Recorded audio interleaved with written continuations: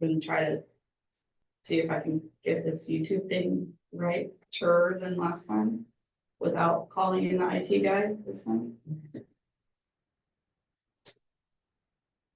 Probably not.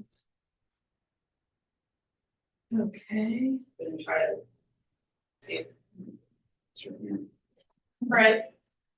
Last call for, oh, I got a news. Natan David had a birthday. Yeah. So, bada bangs. Happy birthday, Natan.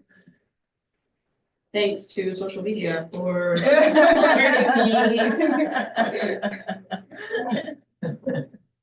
Is that two Gabby's on the same screen? Tell us. Yes.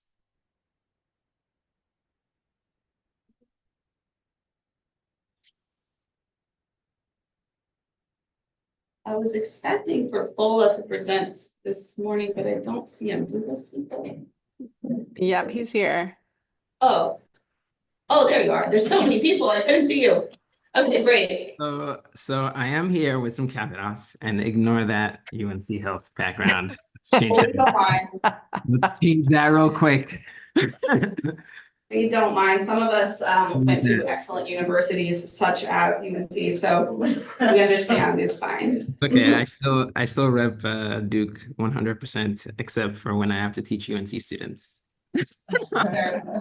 You should have one on both, just like one shoulder UNC, the other shoulder Duke, and just be like, just depending on like who's answering the questions well. Right? Actually, that's a great idea. I am going to take that, and I'm actually. I mean, one's already a devil that you got on your shoulder, so it checks out.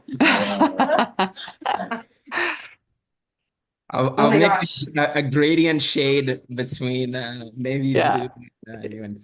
Okay. Yeah, exactly. A good point.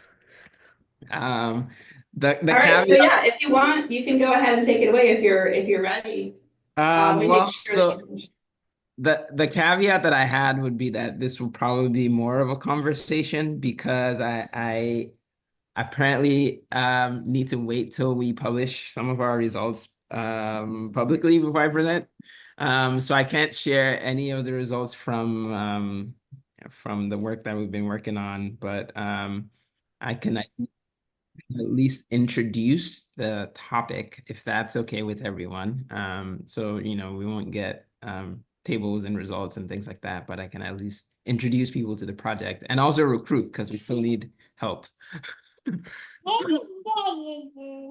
Yes, and this guy is gonna be joining me as he eats his graham crackers. Say hi. Wow, even better. We love it. Yeah. So I guess I'll just start. How much time? 30 minutes, 45 minutes? Typically more like 20 to 30. All We right. can make that work. Yep. We can very well. So other than I think the last time that I was on and that I mentioned AfriMedQA or this project, has anyone heard about it? Well, I know a couple of people that have heard about it because I try to recruit them to be evaluators for us. Mm-hmm. Anyone know anything about?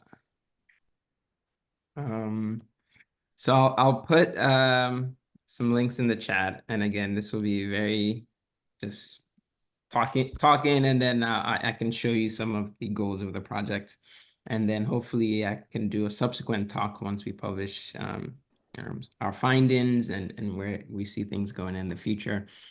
But the idea for this project stemmed out of a couple. I think last time I said grassroots machine learning communities, which I think so is true. So there's a couple organizations. One is called Sisonke Biotique, which I think is based out of South Africa.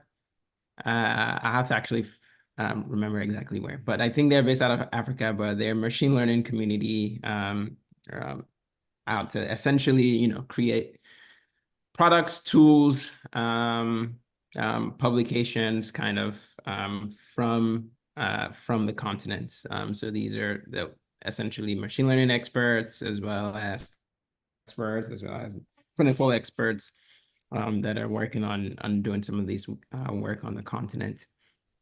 So BioRamp was another kind of offset of Sisonke that works primarily on biomedical NLP text and work a lot of clinical and biomedical LLM work they do. And so this work came out of those communities, which was to see how well the LLMs that are on the market, as open source ones, how well they perform on medical question answering from data sets that were sourced from the continent. So that's the big picture. All of these LLMs tout, that they perform at this level of proficiency, they can pass the MCAT, they can maybe pass, whatever it is, USMLE, AP bio exams, but how well do they actually perform when you give them a different kind of data set than ideally what they were primarily trained on? So that's the hypothesis. Most of these LLMs were traced on Western text. How do they perform when you give them something else? So that's the big picture for the project. Soon after the ideas and the groundwork for the project started kind of gaining ground, it got a lot of attention, and a lot of people in policy had been asking themselves the same questions. Folks at the Gates Foundation, the Clinton Foundation, as well as other kind of I guess entities, and so they decided to fund some of the research work that has been done by this group, and hence the birth of the project. So I'll share my screen very briefly.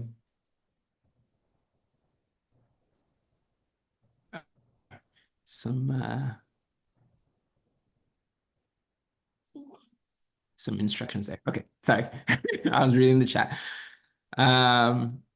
So I'll share my screen, and then also maybe share some of the progress that we've made, and then also where I think most importantly for me, where people can still support and contribute to the project. So this is the website. We have an official website now, which makes it very official. So it's supposed to be the largest study on LLMs in African healthcare, at least currently. There's a few other groups that are doing similar work. A couple groups at Emory are also doing similar work on, I believe, World. They're basically curating a World MedQA dataset that they could then the performance of these LLMs on it. But so far right now, getting data from Africa, sourced from Africa, has been difficult, right? And understandably so, it's going to be mostly to the regions that have the infrastructure to support that. And that doesn't always even get at all the I guess medical knowledge that may not even be written down in text, right? So how you evaluate LLMs kind of on the continent and at this scale is still kind of developing. But the goals, right, of the project is to address LLM bias, right, in global healthcare. So are there ways that if we're going to be building these tools and using these tools, and anyone that follows a lot of the LLM space, just like last week, right? OpenAI released their next version, I think Open01.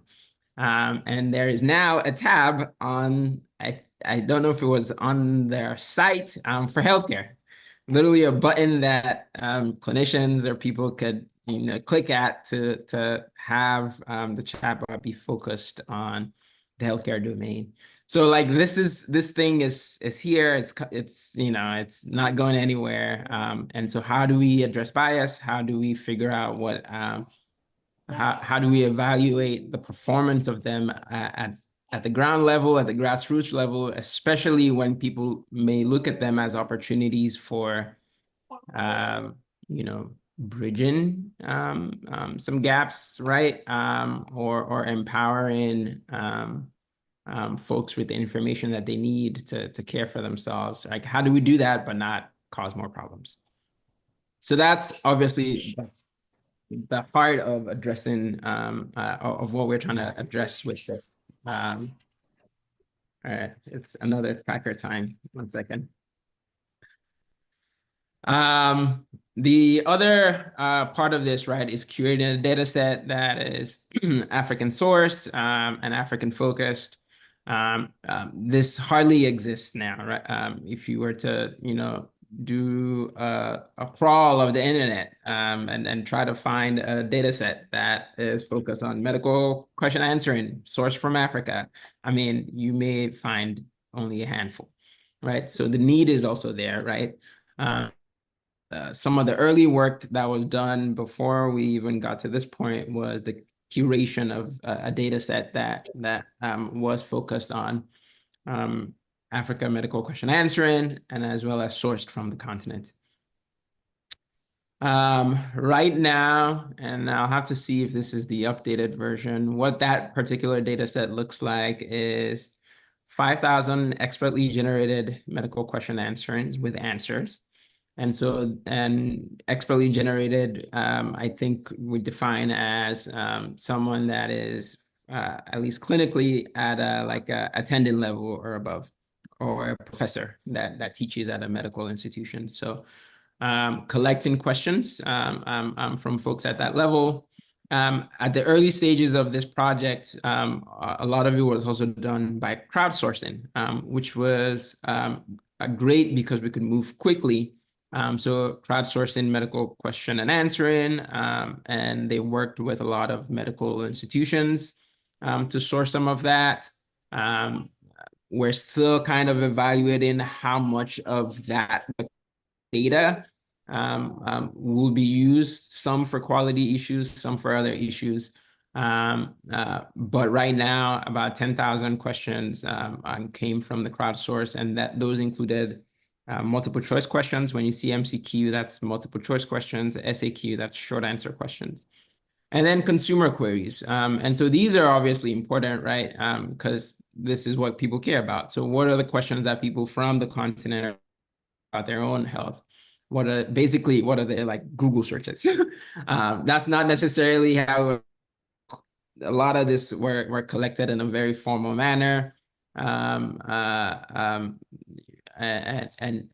the process of that I can share more when I share more in detail later. But this is what the data set currently looks like.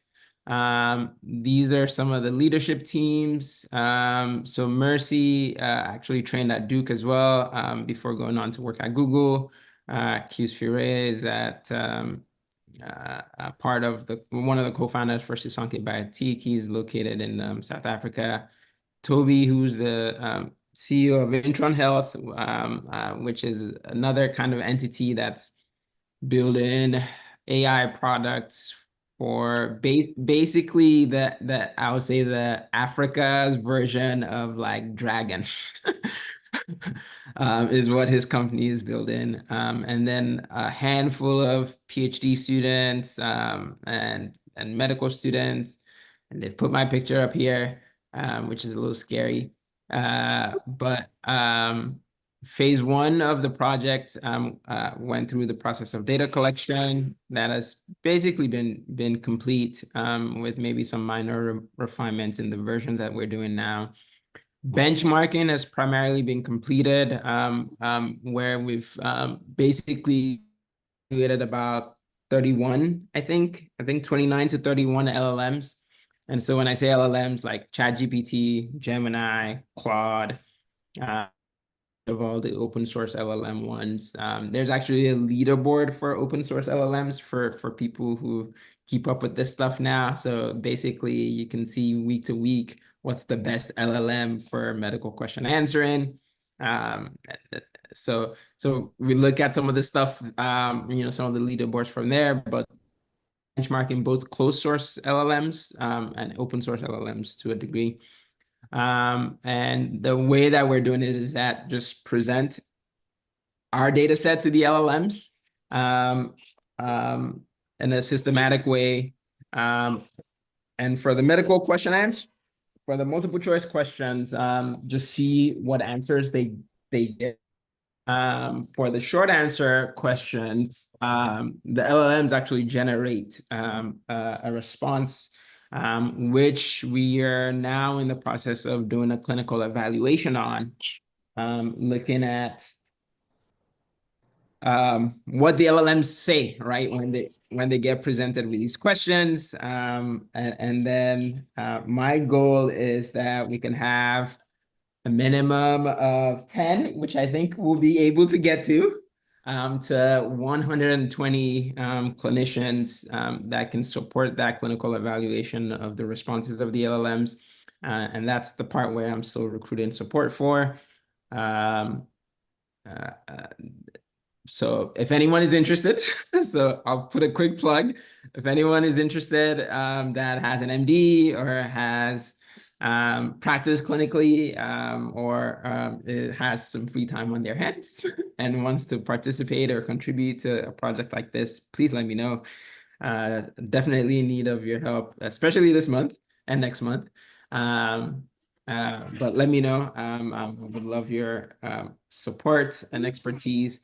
And also, even if it's, how we actually do some of the statistical analysis after we collect all of this data also, if you would lend us your brainstorming powers, I would gladly take it. But the initial findings, sorry guys, he loves to give his side commentaries. The initial, go ahead. No, just laughing. That's hilarious. Oh, okay. Yeah. Long form of LLM, large language models. And I saw that in the chat. I just want to say that our group called GEMINI, that's yes. Please sue Google. I hope you guys get a lot of money from them. Please sue them for that. Where was I? So yeah, we would also love support as far as evaluating, analyzing, and even writing this up. I would gladly take some support. That's the overarching project. Some of our preliminary findings should get published, fingers crossed, in the next month or so. And I say that we've submitted some of the initial findings to a conference. We submitted to NeurIPS, which we're waiting to hear back as far as the scoring. NeurIPS is a big machine learning conference that happens every year for those who may not be familiar with it. So once we kind of release some of those initial findings, I'll be able to come back and maybe do a more thorough presentation. But for now, that's the project. I would love to take any questions now that it's at like 9:24. That's awesome, Fola. I wonder in the research that the group is doing, the data sets that you are creating, are they in a specific language or do you allow any language to? Yeah, good question. Good question. The first versions were in English, but the next step in the work actually do multilingual and multimodal. And I think we got a grant to do that second version already. So there's gonna be a lot of work ahead of us. But yes, the next I know that we will also be focusing on actually Portuguese is I think on the list. Yeah, Portuguese, a few other African languages, and I think French. next. So yes, I can definitely keep you posted, especially for that next tier where we're looking at multimodal and multilingual kind of clinical evaluations of the LLMs. And what I mean by that is different languages and not just text, right? So could we look at pictures? Could we look at I don't know if how far deep we'll go into imaging, but at least pictures, images, and we'll see where things go from there. But yeah.